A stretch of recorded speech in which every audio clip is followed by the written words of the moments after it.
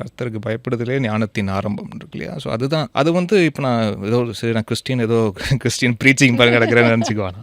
இது நீங்கள் வேறு எது வேணால் அப்ளை பண்ணி பார்க்கலாம். நீங்கள் அந்த இறைவன்ற வார்த்தையை தூக்கிட்டு உங்களுடைய அப்பா அம்மாவையோ உங்களுடைய வெல்விஷரையோ உங்கள் ஃப்ரெண்டையோ பயப்படுறதுனா வெறும் லிட்ரலாக அவங்க எதோ சொல்கிறாங்க அதுக்கு நம்ம பயந்து அடங்கி நடக்கணும் அப்படி அர்த்தம் இல்லை. டிசிப்ளின் அப்படின்றது டிசிப்ளின் தான். டிசிப்ளினும் வந்து வாழ்க்கையுடைய நெறிகளையும் ஒழுங்குமுறை இப்படி தான் இப்படி இருக்குது, இப்படி தான் சரி, இது சரி இது தவறுன்னு வந்து சொல்லி கொடுக்குற அது யாராக வேணா இருக்கலாம். அது உங்களுடைய குருவாக இருக்கலாம், உங்களுடைய நண்பராக இருக்கலாம், நண்பிகளாக இருக்கலாம், உங்களுடைய உறவினர்களாக இருக்கலாம், யாராக வேணா இருக்கலாம். அது கடவுள் தான் இருக்கணும்னு கூட அவசியம் இல்லை. பட் எனக்கு கிடைத்தது வந்து அது இறைவன் மூலியமாக நான் நம்புறேன். ஸோ அதனால் இப்போ நான் அதை சொல்கிறேன் நான். அண்டு ஒவ்வொருத்தருடைய வார்த்தை நீங்கள் என்ன உதிக்கிறீங்கன்னு ஒன்று இருக்குல்ல, அது ரொம்ப முக்கியம். ஏன்னா மறுபடியும் அது வந்து பைபிளில் வந்து அந்த வேர்டுக்கு அவ்வளோ இம்பார்ட்டன்ஸ் இருக்குது.